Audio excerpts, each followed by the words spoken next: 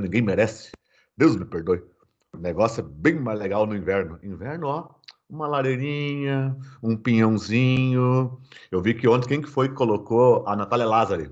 A Lázari colocou, acho que foi no Twitter, né? Aí uma coisa boa do inverno, ela comendo pinhão. Disse, ó, tá vendo? Uma coisa boa, comendo pinhão no inverno. Isso é legal. Muito bem. Pinhãozinho, conta de luz no talo. É, danada.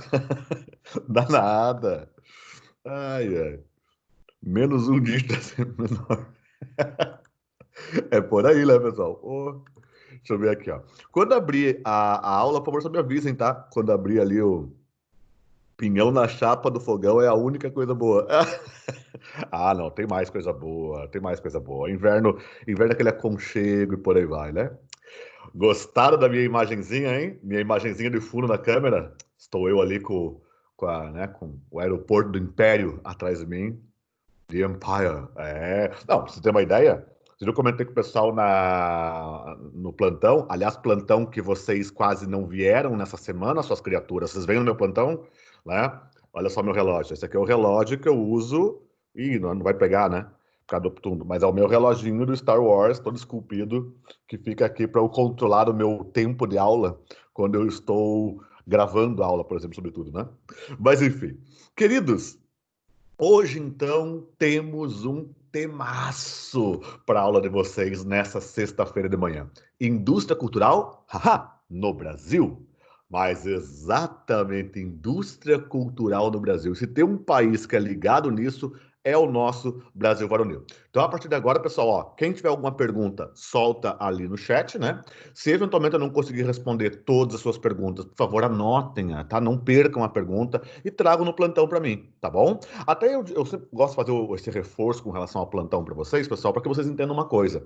Não é só tirar a dúvida de uma questão pontual. É, às vezes, inclusive, aprofundar o conteúdo, aprofundar a discussão, né? Melhorar nossa percepção sobre esses temas.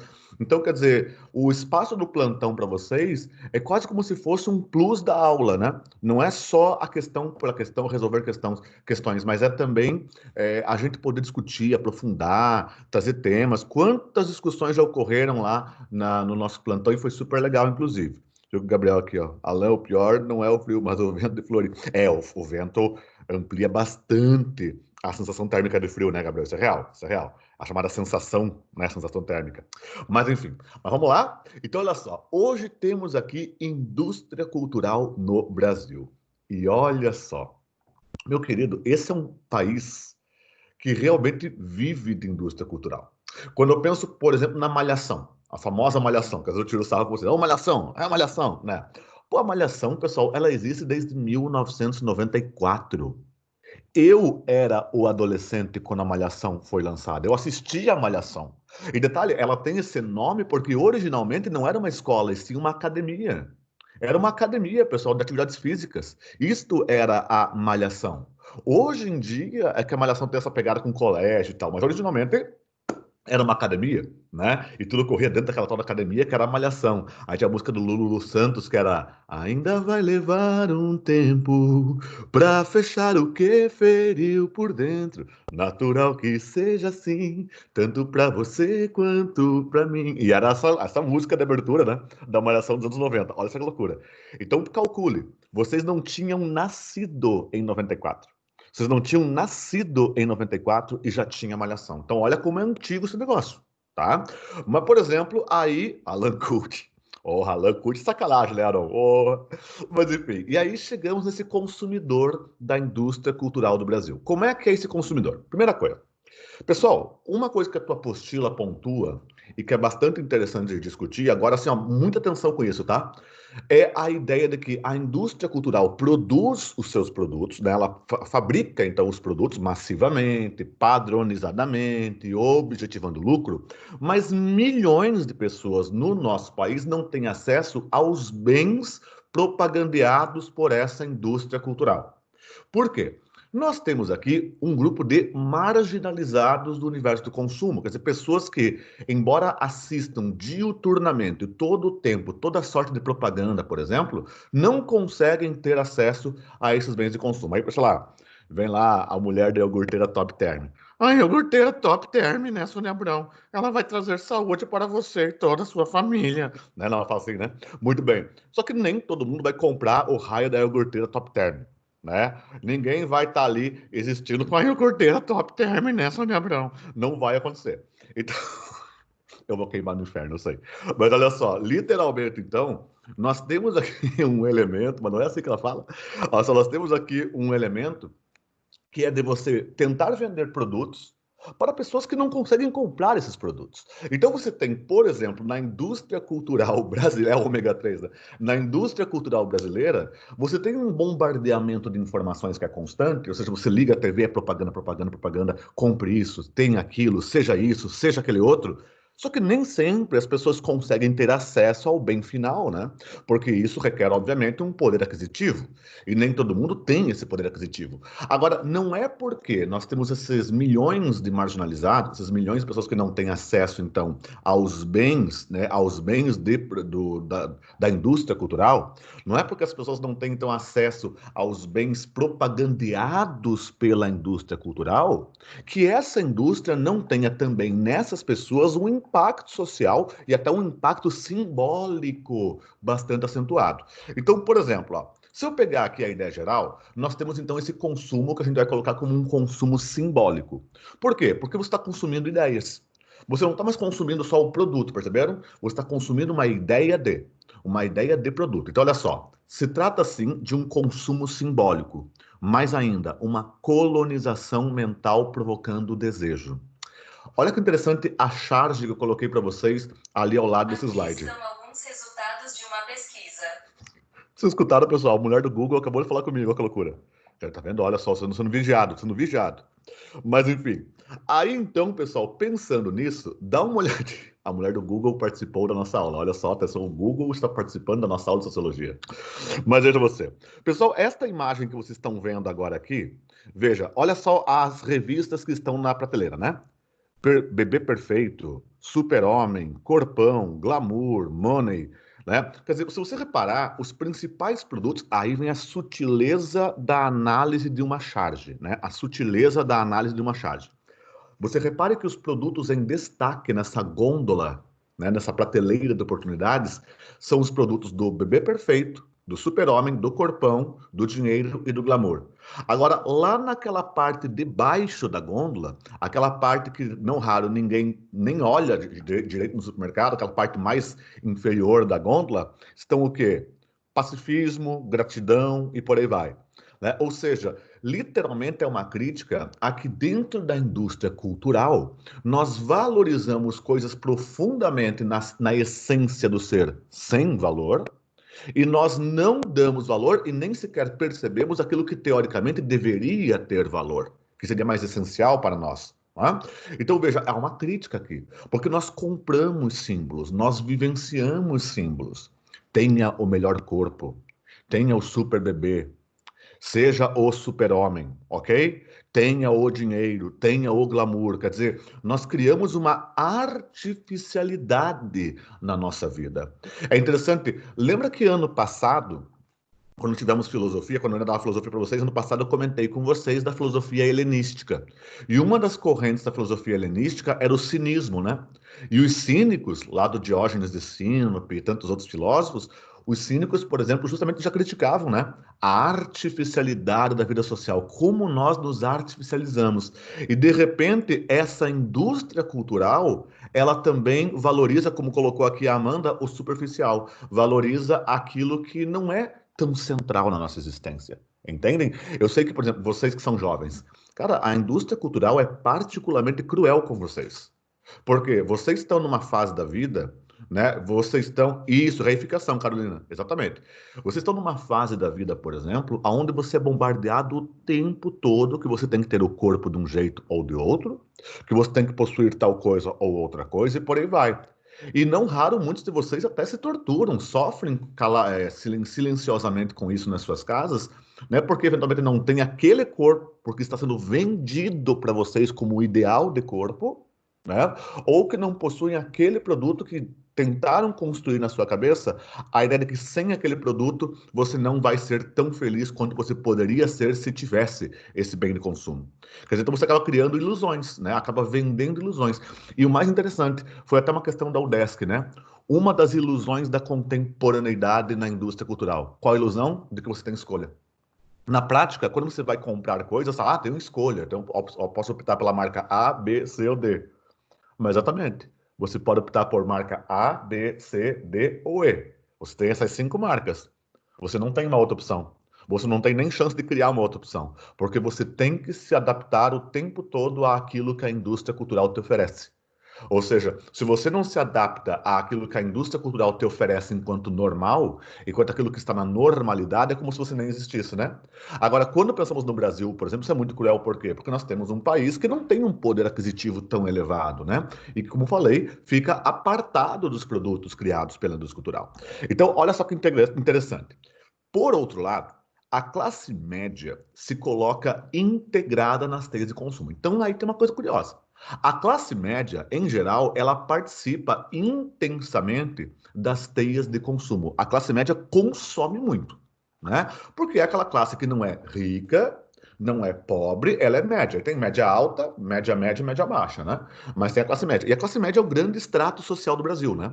O grande extrato social do Brasil é a classe média, seja a classe média baixa, média média ou média alta, mas é o extrato. Isso posto, essa classe é a grande consumidora dos bens de consumo nesse país. Então, olha só, consumir passa a ser um tipo de distintivo social em relação aos mais pobres. Olha que interessante. Ninguém gosta de ser chamado de pobre. Eu acho que a única pessoa no mundo que achava que ser pobre é divertido é a Regina Casé, né? Quando tinha aquele programa, tipo, a Central da Periferia. Nossa, como é bom ser pobre. A chamada glamourarização da pobreza, ou espetacularização da pobreza. Isso é bizarro. Ser pobre não é uma coisa divertida, né? Você acha que alguém tá no morro assim, ai que bom, eu moro num barraco. Não, ser pobre não é divertido, né? Então o que acontece? Mas cria-se muito o quê? Então eu não quero ser pobre, e tanto quanto possível, eu mostro para a sociedade que pobre eu não sou. Então, poder consumir, poder comprar coisas é um distintivo social. Entendem? É a ideia de que, tipo, se eu sou capaz de comprar aquilo que a indústria cultural diz que é bom, é como se eu passasse uma mensagem social para os meus pares de que eu consegui, de que eu sou um vencedor, né? Eu venci porque eu posso comprar. Então, por exemplo, tem um documentário, recomendo para vocês fortemente. Alguns de vocês aqui viram comigo uma partezinha desse documentário no primeiro ano, talvez vocês lembrem. É um documentário que tem completo no YouTube, chamado Criança, a Alma do Negócio, que mostra a publicidade infantil, né? O peso da publicidade infantil. Porque, por exemplo, vocês não são mais crianças na essência, né? Você já tem uma capacidade de discernimento de muita coisa. Agora, se eu pegar uma criancinha lá dos seus 5 anos, 8 aninhos, ela olha para a TV, pessoal, e para muitas daquelas crianças, aquilo que ela vê na TV é a verdade. Aquilo que a TV fala para ela é aquilo que realmente deve ser. E de repente, se a TV fala que se ela tiver a sandalinha do Homem-Aranha, ela vai ser mais legal, ela vai encher o saco dos pais para ganhar o raio da sandalinha do Homem-Aranha. Entendem? E isso passa o quê? A ideia de pertencer a um grupo social. Por exemplo, celulares. Nossa, antigamente, pessoal, quando surgiram os primeiros celulares, o pessoal chamava dos famosos tijorolas, né? Que era um negócio gigantesco, tá? Quando surgiram os primeiros celulares, por exemplo, o cara ter um celular, e era ridículo, né? Que o cara andava na rua com aquele porta-celular aqui no ladinho, sabe? Porta-celular aqui no ladinho, era uma coisa bizarra, ridícula, ridícula, ridícula. E aí o cara andava com aquele celularzão do lado, ele era praticamente um doutor. Ele podia ser, olha, ele poderia ser tão intelectualizado quanto a porta que está ali atrás de mim. Mas pelo simples fato de ter um celular do lado, já ia ter gente chamando ele de doutor. Quer dizer, era o exemplo da ascensão social, ter celular. De repente, o celular tornou-se uma coisa tão banal, tão popular, tão comum, que todo mundo tem celular. Todo mundo tem celular. Eu lembro um dia passando ali no centro e tinha um morador de rua. Quando eu olhei, o morador de rua estava carregando o celular dele numa tomada pública, ali perto da catedral. Eu pensei, olha só, né? Ele estava carregando o celular dele ali, morador de rua. Mas aí o que você faz? Você vai lá e gourmetiza o celular. Aí você cria um celular mais top, que tem funções, que custa muito mais caro, porque você faz uma distinção no tipo do aparelho, né? Mas o tempo todo, a ideia de que se eu posso ter acesso ao bem de consumo, é porque eu, de alguma forma, ascendi socialmente. Se eu posso ter acesso ao bem de consumo, é porque, de alguma forma, eu venci. Então, a classe média vai buscar na aquisição de bens materiais, a classe média vai buscar na aquisição dos produtos vendidos pela indústria cultural uma forma de distintivo, de segmentação social. Entenderam? Deixa eu ver aqui. Diz a Elita, um amigo do meu pai sofreu um acidente não sério nessa época. Ele disse esses dias que todo mundo que tinha celular ao redor queria que meu pai usasse celular para chamar. Ah, não, celular, nossa, se puder puxar, ó, use meu celular. Nossa, pode, até porque, Elita, dependendo da época que isso aconteceu, ligação de celular, que já é caro, era muito mais, tá? Deixa eu ver aqui, a Ana Laura Horst Paludo, ó Curitiba representando. Agora as pessoas andam com AirPods para se mostrar mesmo sem ouvir nada. É muito louco, né? É muito louco porque, por exemplo, por que que o negócio do distintivo, Ana, é tão forte? Vamos lembrar uma coisa? Celular é uma coisa cara, dependendo do modelo. Dependendo do modelo é uma coisa cara. Então, por exemplo, às vezes o cara quer ter um iPhone, mas ele não consegue comprar um iPhone porque é o celular mais caro em muitos aspectos, né? Aí o que que o pessoal comprava quando surgiu o primeiro iPhone? Uma réplica. Cópia, piratão, piratão até a alma. Mas você olhava por fora aquele celular, parecia de fato um iPhone. Tinha até a massazinha. Tinha até a massazinha. Tanto que daí o pessoal brincava, né? Quem podia comprava o iPhone e quem não podia comprava o iPobre.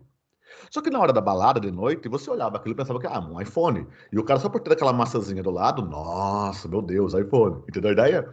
Porque literalmente a perspectiva era: vou mostrar para os outros que eu tenho esse produto porque ele vai me distinguir da massa, né? Ele vai me separar daquela massa ali. E isso é uma coisa muito engraçada, né? O Victor colocou grande camelofone. Camelofone, exatamente, Victor. Aí o João diz, ó, aqui em Bituba tinha uns moradores de rua com JBL. Sim, por que que tá? O morador de rua, ele está morando na rua, o que não significa que ele não consiga alcançar um certo dividendo com o que ele faz na rua, por exemplo, para comprar alguns pequenos produtos. Porque não se esqueça de uma coisa, pessoal. Morador de rua ou não, estamos todos sujeitos ao bombardeamento que eu estou falando aqui. Todos nós somos bombardeados por informações. Todos nós somos bombardeados por essa indústria cultural. Essa é a premissa, entenderam? Ninguém no mundo civil está isento dos impactos da indústria cultural. Ninguém, todos nós estamos imersos na indústria cultural. Essa que é uma questão, tá? Agora, olha só. Exato, elas compram a marca, Beatriz, exatamente. E olha só, aí então chegamos nessa relação com o consumismo. Então, olha só, primeira coisa, eu chamo a sua atenção para essa imagem do slide aí à esquerda. Essa era uma propaganda desse chocolate da Garoto, o famoso batom, né? E era uma propaganda dos anos 80. Aí vinha esse menininho com essa cara de apavorante aqui, e ele ficava assim pros pais: compre batom, compre batom, compre batom. Aquela ideia quase da hipnose, né? Daquela propaganda meio que subliminar, mas hipnótica ao mesmo tempo, para que os pais, quando fossem ao supermercado, lembrassem do quê? De comprar batom. Né, comprar batom. E era o tempo todo isso. Compre batom. A Suelen mostrou? Ah, que legal. Então, ó, é o famoso negócio de mostrar ter. E aí que tá interessante. Olha só o que a Amanda colocou ali, ó. Na sociedade de hoje, dão muito mais valor no ter do que no ser. Não há dúvidas. Em muitos aspectos, Amanda, por sermos uma sociedade de consumo, onde o consumo, como eu coloquei para vocês, é um distintivo de sucesso, é um distintivo social, sim, né, nós podemos inferir, a gente pode destacar que o ter superou o ser. Hoje você é aquilo que você tem. Não raro vão avaliar você pela casa em que você mora, também até mesmo pelo bairro em que você mora, pelo carro que você anda, pelas roupas que veste, pelo celular que usa e por aí vai. Quer dizer, para muitas situações, entra uma palavrinha que eu sei que todos aqui conhecem: ostentação. Né? A palavrinha da vez hoje em dia no século XXI é a ostentação. Você vai ostentar aquilo ali. Porque lembra? Voltamos a insistir. A ideia de que você vai se separar da boiada. Você vai ser alguém diferente. Você tem, então, uma personalização, uma diferenciação, né? Esse distintivo social, tá bom? E aí, o que acontece? Ó, as crianças, por exemplo, pessoal, elas não têm defesa com relação a isso. Então, quando nós pensamos na formação de novos mercados consumidores, isso começa muito cedo. Pesquisas mostram que um spot, o que é um spot? São aquelas propagandas rápidas da TV. Um spot de 30 segundos tem um impacto gigantesco na psique de uma criança. Porque pense, vocês já conseguem refletir, conseguem criticar, conseguem pensar sobre o que vocês estão vendo. Agora a criancinha, gente, a criança é uma esponja, né? Quem tem irmão pequeno sabe, o que você fala, ele absorve. Criança é uma esponja. Então, se ela está o tempo todo ali vendo programinhas infantis de manhã, às vezes em casa, e aquilo começa a bombardear um monte de propaganda na cabecinha dessa criança, ela vai absorvendo aquilo como um valor de verdade, e ela vai encher a paciência dos pais para querer aquilo ali o tempo todo. E detalhe, pesquisas mostram que quem mais tem influência de compra dentro das famílias são as crianças. Muito são as crianças que levam os pais a comprar certos produtos, ok? Comprar certas questões ali para ter. Por exemplo, imagine que ela vai numa escola onde tem um grupo de crianças cujos pais sempre têm aquele carro que todo mundo sonha, o carro. A criança vai encher o saco do pai, às vezes o pai nem pode, para que ele compre um carro igual para que ela tenha aquele acesso. E isso é muito presente, entende? Quer dizer, essa ideia do distintivo, porque a criança, mesmo que inocente, mesmo que ingênua diante de tudo isso, ela também é capturada por essas teias formadas pela indústria cultural, entende? Então ela também passa por isso. O Victor diz, ó, quando eu era criança e via TV com os meus pais, eles trocavam o canal quando vinha propaganda. Olha, é uma medida bem extrema, né, Victor? Mas faz sentido. Faz sentido. Porque a criança não tem defesa. E sabe o que é pior? Vocês não. Imagino que nenhum de vocês foi uma criança, por exemplo, pobre na essência da situação, né? Mas pensa comigo, você, quando foi criança, você, em geral, dentro de algumas coisas que você gostaria de ter ali que apareceu na TV, vários de vocês eventualmente chegaram a ter esses produtos. Agora, você coloque isso na cabeça de uma criança que mora numa família muito pobre e que tem uma TV lá dentro, porque pesquisas mostram que tem muitas famílias no Brasil que não tem geladeira, mas tem TV. Quer dizer, ela não tem geladeira, coisa para estocar alimento, mas uma TV ela tem, porque a TV invadiu os lares brasileiros, né? E aí acontece o quê? Essa criancinha pobre, ela tá vendo também que se ela tiver aquela sandalinha, se ela tiver aquele brinquedinho, mas ela não vai ter nem a sandalinha, nem o brinquedinho. Então acaba sendo uma coisa mais cruel nesse aspecto, né? Tipo, ó, o Gabriel até colocou aqui, ó, carro não é tão barato assim, né? Tipo, é mais fácil o pai dizer que não dá. Tipo, produtos de jogos. Mas é que tá, né, Gabriel? Pensa numa coisa. Se o teu pai diz pra você, ó, Gabriel, eu não posso comprar tal coisa, você já tem uma maturidade que você pode tentar transitar por isso. Agora, pensa que uma criança, ela não entende ainda o que é o dinheiro. Ela não entende ainda de onde vem o dinheiro. Então, às vezes, a criança não vai entender que ela não pode ter aquilo ali. Né? Às vezes vai sofrer, a criança vai sofrer. E, claro, nenhum pai quer ver o seu filho sofrer, né? Então tem um impacto ali psicológico, né? Agora, dentro disso, então, vem essa indústria cultural brasileira. É brasileira, peronomútil. Como assim brasileiro peronomútil? Porque é brasileira, mas tem uma notória influência estrangeira. Então, olha só. Há no Brasil uma replicação de modelos estrangeiros, não há dúvida. Olha só esse programa aqui, ó, Who Wants to Be a Millionaire, né? Que é um programa bem famoso, acho que nos Estados Unidos, não faz memória. Aí dá uma olhadinha, isso é um programa americano. Agora, olha a segunda imagem. Hum? Quem tá ali? Luciano Huck. Olha o logotipo do programa do Luciano Huck e olha o logotipo original. Olha o nome do programa do Luciano Huck e olha o programa original. É o mesmo. É o mesmo. Por quê? Porque você compra. Ou seja, a nossa indústria cultural, ela tem essencialmente influência estrangeira, e com um grande destaque a influência dos Estados Unidos. Né? São chamados enlatados americanos. Por exemplo, todo mundo aqui que já viu o Big Brother pode lembrar que às vezes ao final do Big Brother vem assim a licença, né? Quem é que tem a licença de uso da marca Big Brother? Então acontece o quê? Por exemplo, o Silvio Santos. O Silvio Santos, aquela ideia de programa de auditório, é uma cópia descarada de vários programas de auditório que tem nos Estados Unidos. Né? Tem programas ali do SBT, por exemplo, que são cópias, né, de programas americanos. Na Globo, a mesma coisa. Entende? Então você compra a ideia de um produto. Olha só que interessante, ideia vira produto. Na indústria cultural, a ideia é o primeiro grande produto. E são caros, são produtos caros. Então o tempo todo aqui, é a tal da Endemol, né, Elita? O tempo todo aqui você está comprando uma ideia de produção. Chega lá o Silvio Santos, oi, vai pra lá, ó, meuzinho, e tá lá. Mas na prática, aquilo ali, pessoal, tem já um primeiro momento em outros países. né? Já encontra em outros países. Vamos lá, vamos para cima? Olha só, pensa comigo aqui.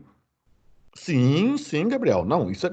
O Silvio Santos tem casa, acho que é na Flórida, uma coisa assim, então ele está sempre nos Estados Unidos, ele conhece bem o mercado americano de mídia, né? Agora, quer ver só que interessante? Você vai para uma Netflix, você vai para uma Prime, você vai para uma Apple TV da vida, não importa. A maior parte do que a gente consome ali, convenhamos, a maior parte do que a gente consome ali são os famosos enlatados americanos. São os famosos programas que já vêm pronto, né? É aquela série americana, são as sitcoms americanas, são filmes americanos e por aí vai, não é? Então você compra ali o chamado American Way of Life, né? Você engloba um padrão de comportamento que não é o nosso. Por exemplo, gente, eu dou aula no cursinho, vocês sabem disso. E de longe, a maior parte dos meus alunos do cursinho querem fazer, adivinha qual curso? Medicina. E adivinha qual é a série que eles mais postam, o tipo de série que eles mais postam nas redes sociais e que eles mais ficam falando? Séries médicas. Aí o cara vai lá e assiste House, assiste Chicago Med, né? Grey's Anatomy. E aí o cara passa a querer fazer medicina porque ele viu Grey's Anatomy, Chicago Med e House. E ele esqueceu que ele vai trabalhar, sabe aonde? No HU, no Hospital Universitário da UFSC. O cara acha que ele vai trabalhar com um paciente igual nos Estados Unidos, numa estrutura igual nos Estados Unidos, mas o que ele vai encontrar é um paciente brasileiro, é um hospital brasileiro, uma realidade médica brasileira e por aí vai. Por isso que muitas vezes quando o cara vai para o curso de medicina lá na UFSC, por exemplo, às vezes o cara leva um choque, né? Leva um susto. Porque ele imaginou, ele construiu uma idealização, bem platônico, né? Ele construiu uma idealização sobre a medicina partindo de um pressuposto médico de um outro país, de uma outra realidade. Mas aquilo ali construiu uma ideia. Quando chega na realidade, é aquela coisa, né? Mundo das ideias, mundo sensível ao material, né? Ele acaba tendo uma outra percepção daquilo que está ali ocorrendo. Entende? Deixa eu ver aqui, ó. A Giovana diz: eu quero fazer medicina, mas nunca me interessei nas séries. Então, não é um problema, tá, Giovana? Não entendam, por favor, como se o aluno tivesse assim, ah, não assisto uma série. Não, longe disso. Eu assisto um monte de séries americanas, vocês sabem disso. Eu adoro séries também. Eu consumo muita Netflix, consumo muito Prime aqui em casa e tudo mais. Gosto muito, né? Mas a gente tem que tentar separar aquilo que é, vamos dizer assim, plausível dentro da nossa realidade, que é possível na nossa realidade, daquilo que é totalmente desconexo dessa realidade, né? E existe uma desconexão muito forte, entende? Deixa eu ver aqui, sim, ela, eu fui no HU uma vez, chegou uma mulher morrendo, daí, tipo, eu pensei, acho que eu prefiro... Entende? É aquela relação, Gabriel, porque a gente acaba idealizando, né? A gente idealiza e na idealização, não raro, a gente foge daquilo que é real, né? E aí chegamos a esse estrangeirismo e massificação. Então, olha só, há uma produção massificada e permeada, então perpassada de estrangeirismos. Então, claro, a nossa produção de indústria cultural, ela é bastante influenciada por esses estrangeirismos, né? Nós copiamos muito. Nós ainda, enquanto país, criamos muito pouco. A nossa indústria cultural, ela não é tão criativa ainda, entendem? A nossa indústria cultural, ela ainda é muito parasitária, ela ainda parasita muito modelos que não foram criados para o público brasileiro, tá certo? Tanto que, olha essa imagem que vocês estão vendo aí, ó. Olha essa imagem que vocês estão vendo aí de um programa. Que programa é esse, pessoal? Que programa é esse que está aparecendo na foto? Hum? The Voice. Boa, Elita, The Voice. Agora, dá uma olhadinha a próxima foto.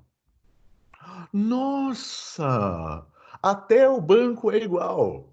E que programa que vocês estão vendo ali embaixo? Agora eu quero ver, hein? Que programa está ali embaixo?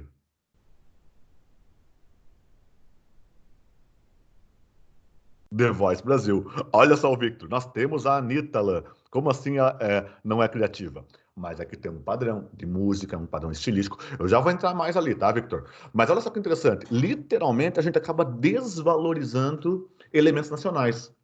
Quer ver que interessante? Boa parte do pessoal que participa desses programas de música aqui no Brasil, muitas vezes não vão nem cantar músicas brasileiras, vão cantar música em inglês ou em outro idioma. Hum? Quer dizer, você não tem uma elaboração maior, muitas vezes, sobre a nossa cultura, sobre a nossa arte. E muitas vezes não é porque a música está em português que necessariamente é uma música no sentido mais amplo brasileira, por exemplo. Né? Nós nos formamos muito dentro de normas de estrangeirismo. Isso é bastante forte. Tanto que, olha só, quando é brasileiro, pasteuriza-se. Então, quando finalmente alguém faz alguma coisa, entre aspas, brasileiro, você vai meio que pasteurizando. Como assim pasteurizando? Você vai eliminando tudo aquilo que poderia eventualmente poluir o produto.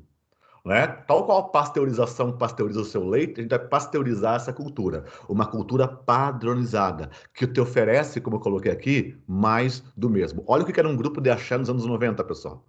Grupo de axé nos anos 90 é o Tchan. É o Tchan, aquilo ali. Fora que a objetificação da mulher era impressionante, né? Como é que é? A nova loira do Tchan é linda, deixa ela entrar. Aí começa, tem 60 de cintura, que gostosura. 180 de bundinha, que gordinha. Quer dizer, ficava dando as medidas de uma mulher como se fosse medida de gado, né? É uma coisa muito louca. Tanto que você pega a letra. Olha a letra que poética. É, vai ralando gostoso, vai descendo na bundinha, vai ralando gostoso, balançando a bundinha, uma coisa assim, né? Era a música lá do El Chan. Como é que é? Bota a mão no joelho, dá uma baixadinha, vai mexendo gostoso, balançando a bundinha. Quer dizer, gente, né? E você tinha. Claro que o axé tem uma proposta, né? Uma proposta do carnaval, aquela coisa toda. Mas, em geral, nos anos 90, banda de axé era praticamente tudo igual. Era igual a banda de pagode. Banda de pagode, como é que funcionava nos anos 90? Tinha um cara, que era o cara de fato que era a banda, o vocalista, o cara que estava cantando. Seis caras atrás, todos com aquele óculos tipo Juliette aqui em cima. E os caras fazendo assim, ó. E o outro lá só cantando e os outros assim atrás. Só nisso. Qualquer banda de pagode dos anos 90 tinha uma mesma situação. Ah, eu lembro de algumas coisinhas aí, Aaron. Mas quer dizer, você sempre tinha essa formação. Agora, olha uma coisa que é mais próxima de vocês: sertanejo universitário. Gente, olha essa imagem. Me desculpa, mas pra mim é tudo igual. O cabelinho é geralmente o mesmo, aquela barbinha ralinha, né, de todos eles. Todos falando com aquele sotaque meio tipo sou de Goiás, então vou falar com um sotaque meio caipira. E geralmente as músicas são muito próximas do jeito. Até o timbre de voz dos caras é parecido. Porque o tal do sertanejo universitário simplesmente não existe. A coisa mais artificial já criada é o tal do sertanejo universitário, porque não existe sertanejo universitário. Sertanejo é sertanejo. Esse nicho que criou-se, que é o sertanejo universitário, é um nicho, né, um grupinho, é uma invenção da indústria cultural, porque tem um cara com aquele cabelinho todo trabalhadinho no creme, né, aquela barbinha ralinha, aquela jaquetinha de couro, umas tatuagens tribais, e pronto, agora ele é um sertanejo universitário. Cara, o sertanejo mesmo é aquela coisa bem rancheira, né? Bem de interior. É aquela coisa, fui eu e o Chico Mineiro, foi lá pro sertão de Goiás, né? É aquela coisa bem sofrência, o sertanejo clássico. Então tem uma outra proposta, né? Só que aí tem Juntos e Shallow Now. Gente, Juntos e Shallow Now. Quer um exemplo maior de estrangeirismo? Quer um exemplo maior de estrangeirismo? Eu vou te mostrar aqui, ó. Juntos e Shallow Now, né? Detalhe, ó. Diga o que te fez sentir saudade, bote um ponto final. Cole de uma vez nossas metades, juntos e shallow now. Gente, juntos e shallow now não dá nem para traduzir. A impressão que dá é que pegaram essa música, colocaram no Google Tradutor e deu muito ruim. Porque não faz sentido falar juntos e shallow now, juntos e raso agora, juntos na superfície. Mesmo assim não faz sentido, fica estranho. Né? Quer dizer, literalmente a dona Paula Fernandes tentou surfar no sucesso alheio, que era o sucesso da Lady Gaga, por causa daquela música do filme, aquela coisa toda. Então, dá uma olhadinha que saiu. Olha só, imprensa brasileira metendo pau. Dá uma olhada. Juntos e Shallow Now, Luan Santana confirma que achou o trecho meio brega, meio brega. Em entrevista ao UOL, o cantor disse que pediu para Paula Fernandes trocar o verso da música Juntos. Aí aqui, ó, Juntos e Shallow Now. Após polêmica, Paula Fernandes lança clipe sem Luan Santana. A assessoria afirmou que o cantor estava focado em seu DVD. A gravação aconteceu em junho, em Sete Lagoas, cidade natal de Paula. Aí aqui, ó. Paula Fernandes explica, você tem que explicar uma música, é triste, né? Explica Juntos e Shallow Now e público cai na risada. Canção que é a versão em português da música vencedora do Oscar, divide opiniões. E já virou meme e muitos piadas pela internet. Agora olha a pancada. Paula Fernandes, jogue juntos Shallow Now no lixo. Versão para a canção de Lady Gaga é uma piada, uma vergonha e um assinte.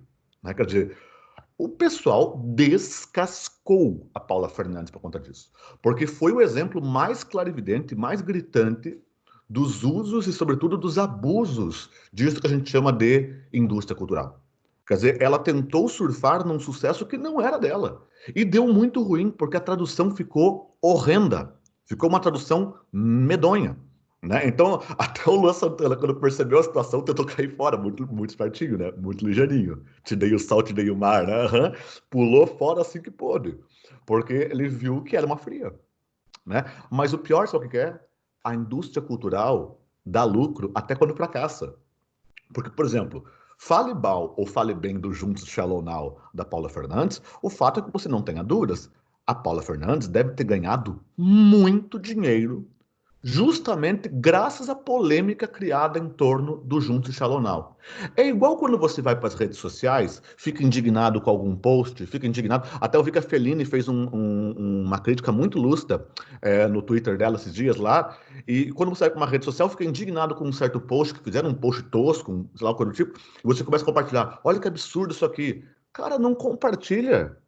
Porque é justamente isso que vai dar lucro para a pessoa. Pouco importa para a pessoa que produziu aquilo se é bom ou se não é bom. O negócio é compartilhe. É o famoso falem mal, mas falem de mim. Isso não poderia ser mais verdadeiro quando o assunto é a indústria cultural. É o famoso falem mal, mas falem. É exatamente quanto mais polêmica, mais dinheiro. Essa é a base, né? Tá bom? Rendeu alguns memes, isso é real. Renderam alguns memes a música da Paula Fernandes. E aí, nas ondas do rádio. Pessoal, a indústria cultural brasileira, ela começa no rádio, né? Ela começa muito fortemente no rádio. E, sobretudo, nos anos 30. Lembra que nos anos 30 chega ao poder Getúlio Vargas, lembra? Trabalhadores do Brasil. Né? O Getúlio falava assim, né? Trabalhadores do Brasil. Então, e aí quando vem o Getúlio Vargas, a famosa era Vargas, vem o auge da era do rádio. Programas de auditório feito no rádio, radionovela. Quer dizer, a radionovela é uma coisa assim, né? Os caras tinham que ter sonoplastas muito bons. Porque como é uma rádio que é totalmente audível, você não está vendo a imagem, né? Então, quando tinha novela, aí o cara narrava. Então, um cavalo se aproxima. Aí tava lá o sonoplasta. Aí, e de repente, uma tempestade. E o cara começava a mexer aquela folha de zinco, assim, para fazer o som do trovão. E era o momento, né? Era o momento ali. Então, essa indústria cultural, ela começa no Brasil com o rádio. Só que nos anos 30, qual que é a novidade? O Vargas, ele traz ali, nessa era do rádio, a rádio comercial.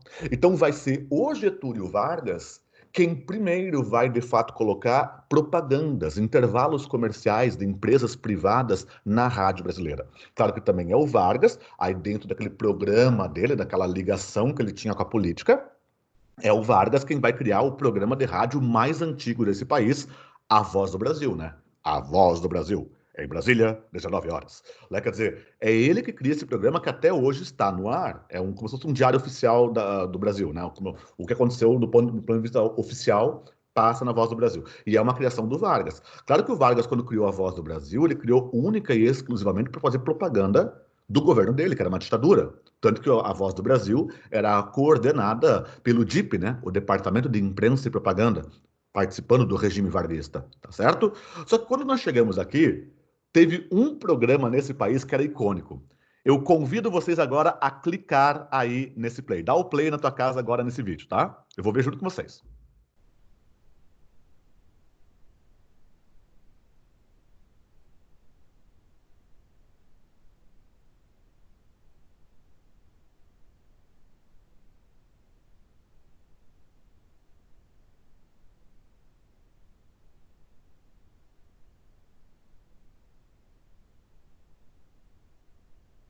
Gente, esse programa que vocês acabaram de ouvir aí, essa chamada, que anunciava, até me arrepiei todo, ó, fiquei arrepiado aqui, que é o fim da Segunda Guerra Mundial, é o programa Repórter Esso. Era um programa que parava, era como se fosse aquele plantão na Globo. Sabe aquele plantão na Globo que dá o tan, tan, tan, tan, tan, tan, tan, tan, tan? Todo mundo pensa, meu Deus, alguém morreu, né? É sempre assim, né? Pois muito bem, era a mesma coisa no Repórter Esso. Então o repórter dessa anunciou o fim da Segunda Guerra Mundial, anunciou o suicídio de Getúlio Vargas, anunciou a renúncia do Jânio Quadros. Era um programa icônico, né? Os brasileiros paravam quando entrava essa musiquinha do tan, taran, tan, tan, tan, tan, tan, tan, do repórter essa, todo mundo parava o que estava fazendo para ouvir. Entendem? E esse foi um dos grandes produtos da indústria cultural radiofônica brasileira. Léo, terminou a guerra, aquela pronúncia que se tinha nos anos 40, 50, né? Muito interessante. E você vê, isso aqui era um momento, né, da rádio. Agora, eu também chego, tá, aqui, ó, nas ondas da TV. E nos anos 50 entra a televisão nesse país, né? E lembre que no Brasil, quando entra a TV, ela entra primeiro com um jornalista que inclusive foi um dos criadores do MASP, do Museu de Arte de São Paulo, que era um jornalista chamado Assis Chateaubriand.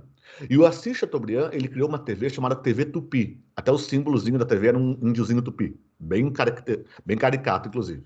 Mas era a TV Tupi. Depois, foi a TV Tupi quem acabou dando origem, por exemplo, à Rede Globo de televisão. Hoje a Globo é a televisão mais antiga ainda em atividade no Brasil. Né? Quer dizer, ela é mais antiga, que está muito mais tempo que as outras, por exemplo. Mas ela tem a sua origem aqui na Tupi. Tá? E dentro disso aqui, pessoal, o que, que se critica, por exemplo, no Brasil? Por exemplo, nos Estados Unidos, também a TV e o rádio foram concedidos quase que massivamente à iniciativa privada, ok? Só que nos Estados Unidos, você tem concorrência de fato, porque você tem uma grande difusão de diferentes emissoras, né, de TV e de rádio, de diferentes grupos empresariais. Então, você tem uma pluralidade maior. Aqui no Brasil, por exemplo, formou-se um verdadeiro oligopólio. Quer dizer, oligos quer dizer pouco, né? Então, um domínio de poucos nessa indústria cultural. Tanto que, pelo que se sabe, apenas 11 famílias controlam aquilo que você assiste e aquilo que você ouve no Brasil. Não importa qual seja o canal que você ouve, pessoal. Se é Rede Globo, se é CNN, se é o SBT, se é a Record, não importa, tá? A primeira ilusão é você achar que tem alguma diferença, não importa.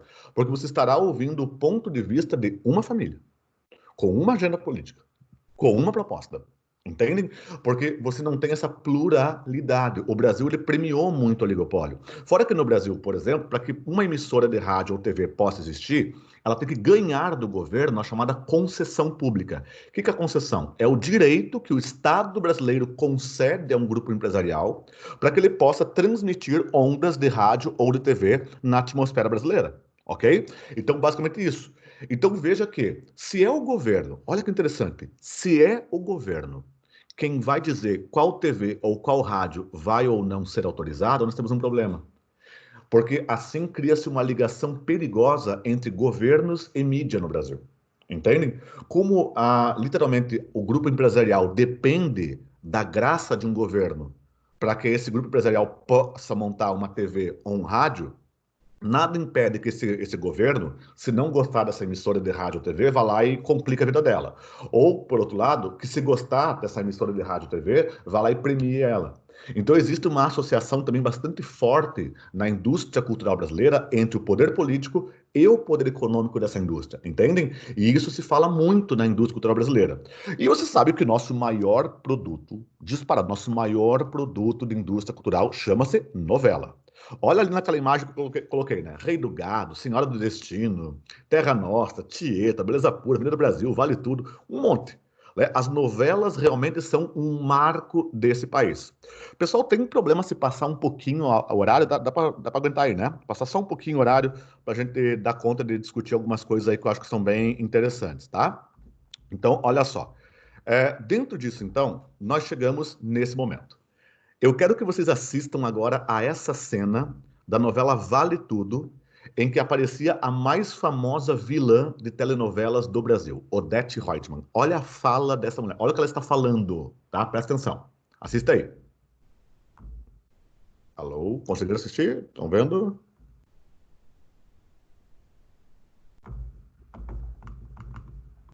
Alô?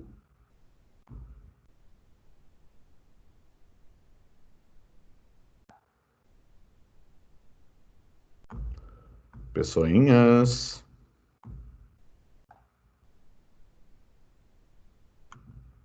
Ah,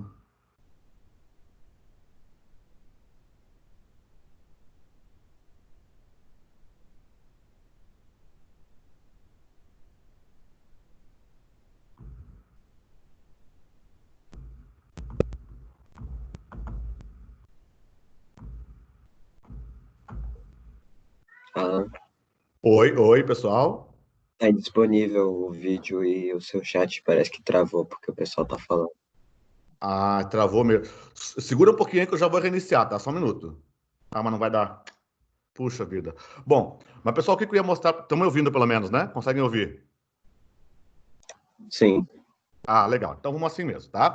Mas depois vocês coloquem. Nessa cena da novela da Odete Roitman, o que é bastante interessante é que ela literalmente esculacha o Brasil. E era um jantarzinho de novela das 8 em 1988. Nessa novela de 88, tá?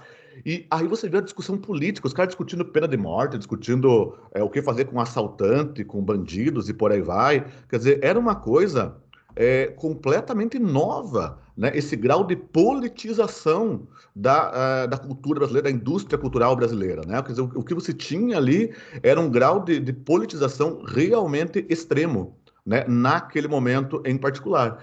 Então, quer dizer, é um processo bastante curioso de imaginar. Ok? Essa novela foi um marco. Então, claro, mesmo uma novela pode ser politizada, mesmo uma novela pode ser francamente ideologizada. Entendem? Então você tem muito essa presença na indústria cultural brasileira. Claro, nós também não podemos ser muito apocalípticos, e aí eu não sei se vocês conseguem mudar agora o slide, que o meu travou aqui, tá? Mas tem um lado também interessante. A indústria cultural também possibilita a formação, inclusive, de movimentos sociais.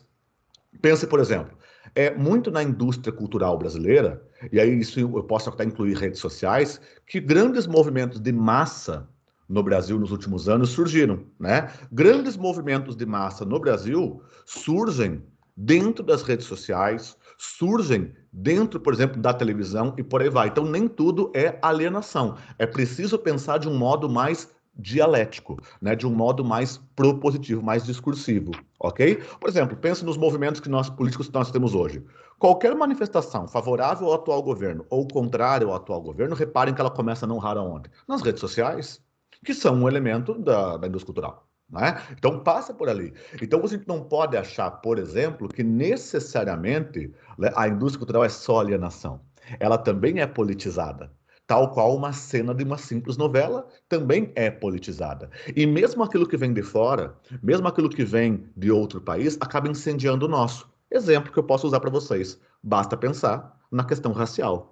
Ora, somente quando começou agora esses recentes conflitos raciais nos Estados Unidos, voltou-se a discutir a questão racial no Brasil. Quer dizer, uma influência estrangeira, o racismo nos Estados Unidos, acabou redescobrindo a discussão do racismo no Brasil.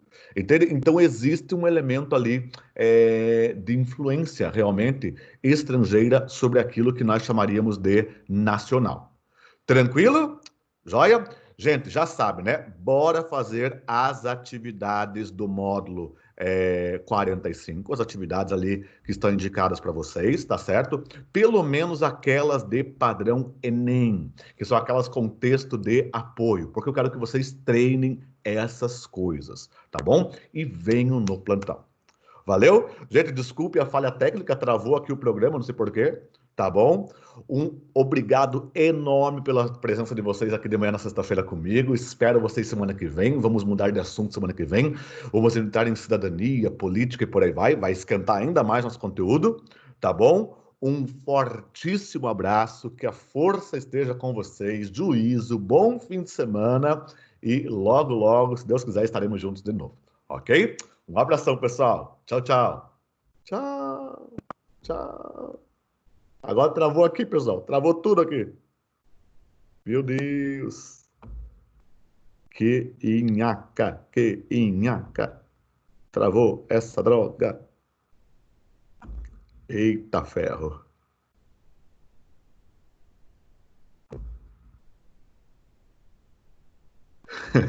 Tchau, pessoal.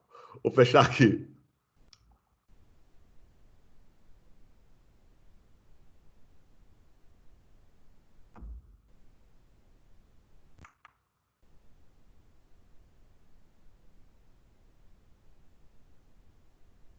Céu.